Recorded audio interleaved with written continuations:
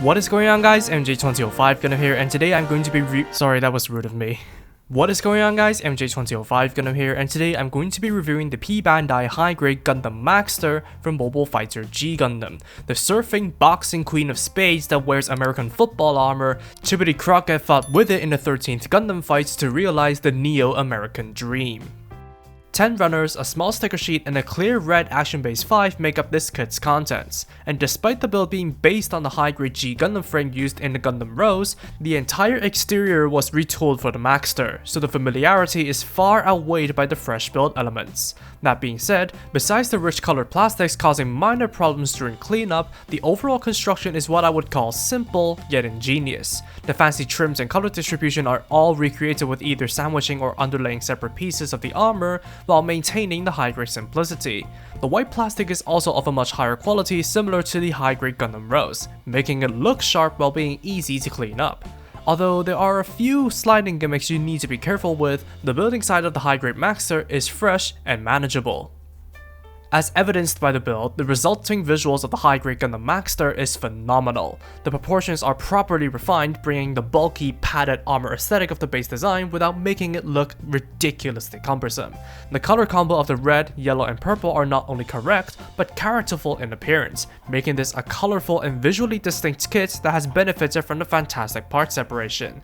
As mentioned earlier, the trims on the shoulders, forearms, and legs are recreated with plastic, with stickers isolated to the eyes and head sensors, the black under the knee vents, and the red on the core lander, which isn't a lot, that you could see anyway.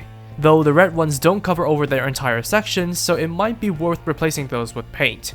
Speaking of which, besides panel lining, the only missing details is the gray for the core lander thrusters and the Wushin vents. Meanwhile, visual blemishes like seam lines are basically absent from this kit, essentially not warranting much post-build touch-ups, if at all, since the high-grade Maxter did plenty to bring its showboating aesthetics to life, making it absolutely displayable out of the box.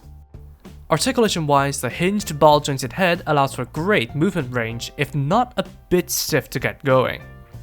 The arms are on standard ball joints, while the shoulder socket and armor can move to facilitate the arm raise.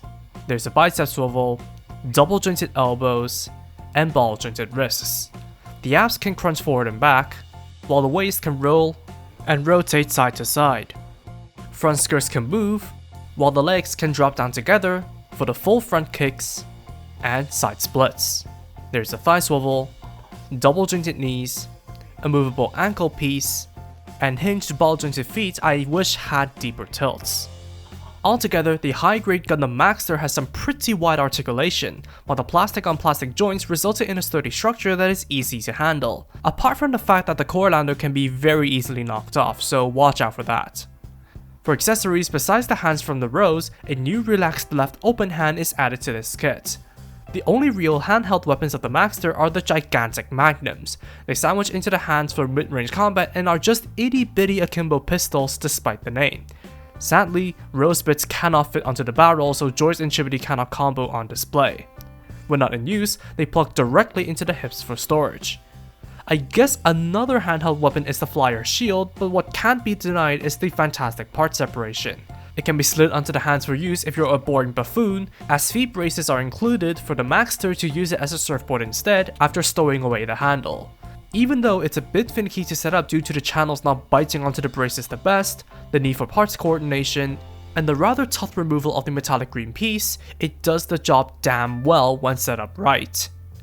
Being a unit that primarily fights with its fists, the fighting knuckles can extend and flip forward for its use, and an effect part is included to enhance the punch via direct attachment onto the knuckle dusters, as they would be too subtle otherwise. Though if you want bigger punches, the chest and shoulder armor can perch, and the clavicles push inwards for the Maxter's boxer mode. Subsequently, the shoulder armor can stow away its peg to plug and wrap around the arm for use as boxing gloves, enabling the use of its finisher moves without much change to the shoulder and torso articulation. However, if you want to further strip the Maxter down as part of the kit's original gimmick, the front skirts, knees, and ankle armor pieces can purge as well, before all the armor is plugged onto custom arms on the included clear red Action Base 5 to display them falling off, while the Maxter charges in for the knockout. I don't know what this serves besides Robot Lady's eyes, but it's a gimmick, I guess. It's also worth noting that the punching effect possesses 3mm holes for separate display, though I dare anyone out there to get 10 copies of this kit to recreate the bursting machine gun punch. Finally, the core lander with stickers for the revealed canopy and yellow detail can be detached with the canopy and thrusters folded up to satisfy the fighter's escape or vehicular needs. However, it is during reversion to the normal mode that this kit's design flaws really show, a minor one being the chest piece. While it does stay in place, it relying on friction by stretching around the top and bottom makes it feel like it can always spring off, like the strain button of an ill-fitting shirt holding a massive pair of knockers. Though the major one is with the extending clavicles, as they are absurdly hard to extend due to their tightness and how there's no bottom levers for easy access, hence how scruffed up they look as I broke the right one and tried to access the left one using tools. The instructions only tell you to be careful handling them, and I won't deny human error, but they are still a braking hazard nonetheless.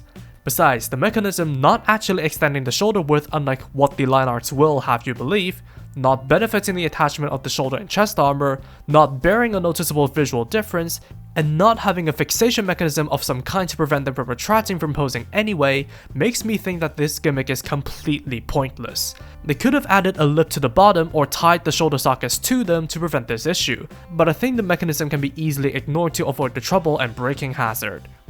For leftovers, you get some original frame pieces from the Gundam Rose, not much use for them beyond acting as backups.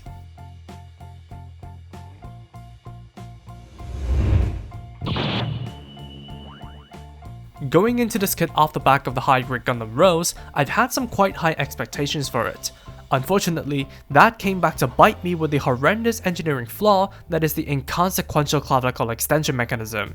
However, if you disregard that completely, there's little else to detract from what the kit has already established. The kit looks great with little effort thanks to the immense part separation, albeit at the cost of a slightly tougher cleanup. Articulation and solidity are great, which complements the use of its well-implemented gimmicks and accessories.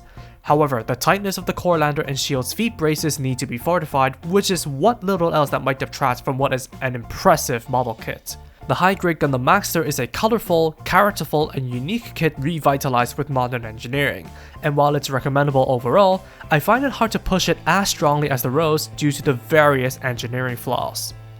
And that's all for me. Thank you for watching, drop a like and comment if you did enjoy the video, subscribe for more content like this, and feel free to follow me on social media with the links down below. That said, take it easy, stay safe, and I'll see you all in the next video. Peace out guys, bye bye.